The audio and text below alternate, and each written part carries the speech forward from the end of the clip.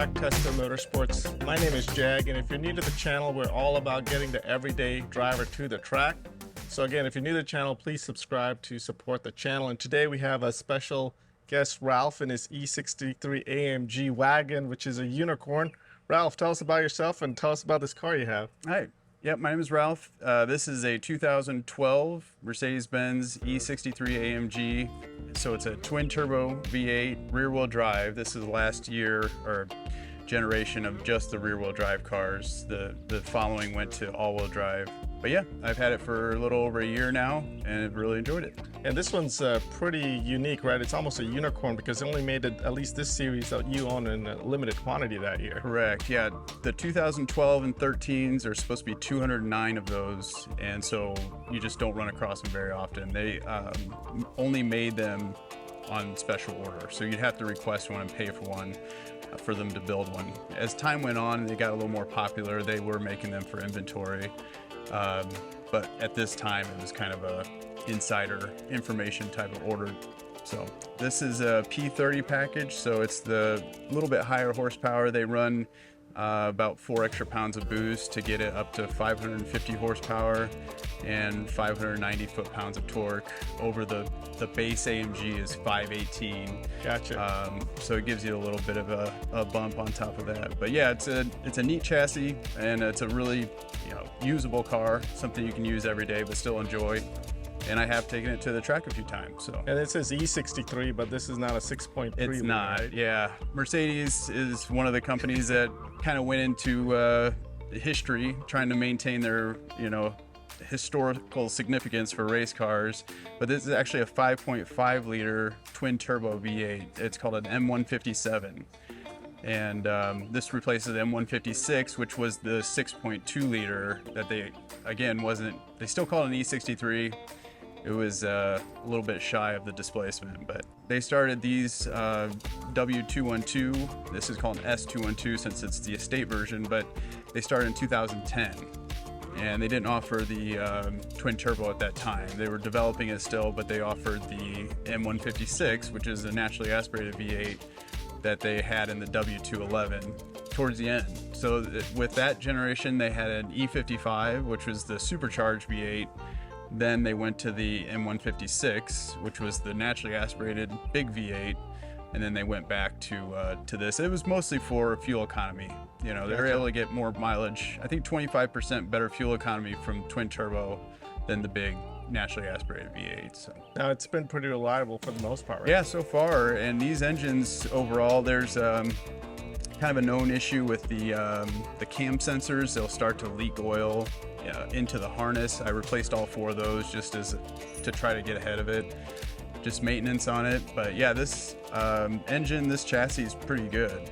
And could be arguable, but I like the styling of these too. I like the 4 headlight design and kind of the boxiness of it. Yeah, I do like the boxiness and the sharp edges. So it's a beautiful car. Now, you have a background with Mercedes? Yeah, I actually did work for the dealer as a service advisor for over 10 years. And so I kind of had firsthand experience with a lot of different models and, issues and things over the years. But if someone always asks me for a reliable kind of luxury car, that is Mercedes. Usually these 2011 to 2014 E-classes, you don't have to go this far. Even an E350 is a great car. It's luxurious.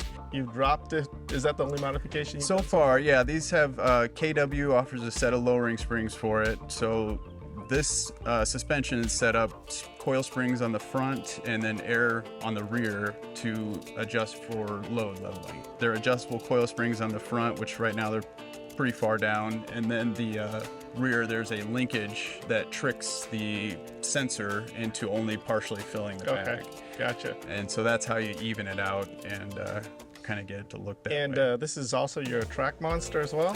I have done, it's definitely not a dedicated track car. I don't know if when they engineered that was the mindset behind it, but it's actually a lot of fun to drive at the track.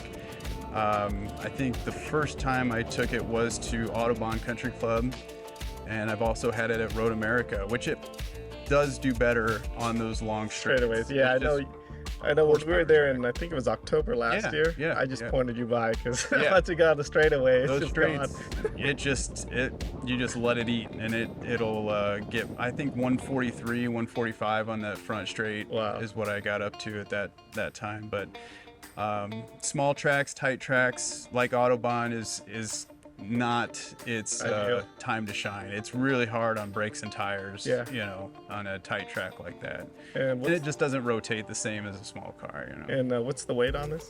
These are 4,400 pounds. Yeah, it's rare to see a E63 AMG Wagon anywhere.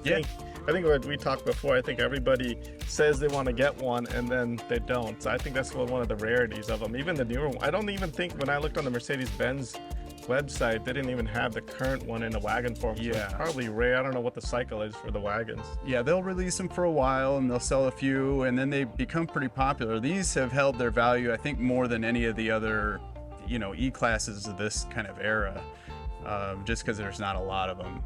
The only thing if I were to change it, I wish they offered a manual transmission. I think it'd be neat to experience it with that, but Do you know if they? but they didn't. But And this is front engine, rear drive, right? yeah, front engine, like I said, twin turbo. Yeah, just rear drive, And- rear wheel drive. When did it switch to all-wheel drive?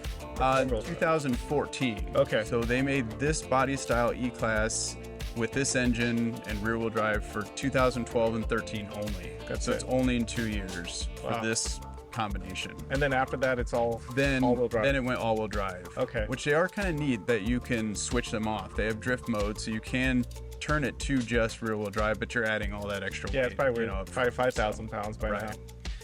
And but I think they made about 1,200 examples of the next, you know, iteration of this E-Wagon. So Yeah, and the interior is pretty interesting. At least the seats, right? They Yeah. have some kind of feature, the bolsters. yeah, these have they're called dynamic seats. So as you turn, they inflate a bolster one side or the other, and it keeps you centered in the seat.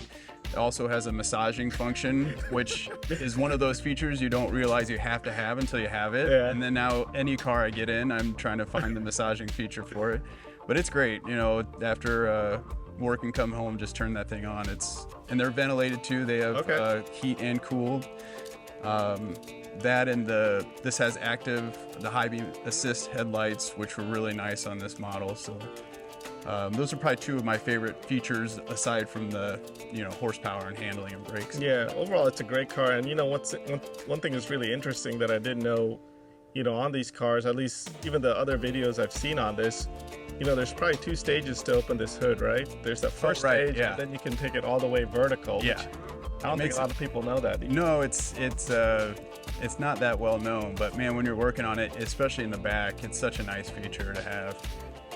But yeah, these do go full straight up. Mercedes was doing that for a while, and yeah, it's not very well known. Anything other that stands out on this E63? No, it's just this car. I came across this specific car in 2014. It was only a couple years old, and I worked at the dealership at the time. And the guy that owned it, you know, I just told him, what you kind of say, you see nice cars come through, like, hey, let me know when you're gonna sell that. Yeah. And sure enough, a year ago, he was getting a Tesla and was getting rid of this car, and he got a hold of me on Instagram, and we made a deal, and it worked out. Wow. And I don't, like I said, I rarely see these on the street. It's even a rare find at the track. Right, And actually, yeah, somebody yeah. approached you when we were at Road America, yeah, right? They're yeah. like, that's my car. Yep, I've had a few people say that because they're really popular with car enthusiasts, Porsche owners, Ferrari owners. This is what they go to pick up, you know, their family at the airport or what have you. It's still got the speed, but it's super usable. But yeah, it's fun to take on the tracks, really unique. I wouldn't do it as a dedicated track car. It's just the expense of keeping brake pads and tires on a car like this and the weight. It's fun, but it's not, you know, it's not what it's built for sure. But it is really enjoyable to get it out there. Well, thanks for joining us here today. And Yeah, with that, thank you. Thanks for having me. Jag. We'll see you later. Take care.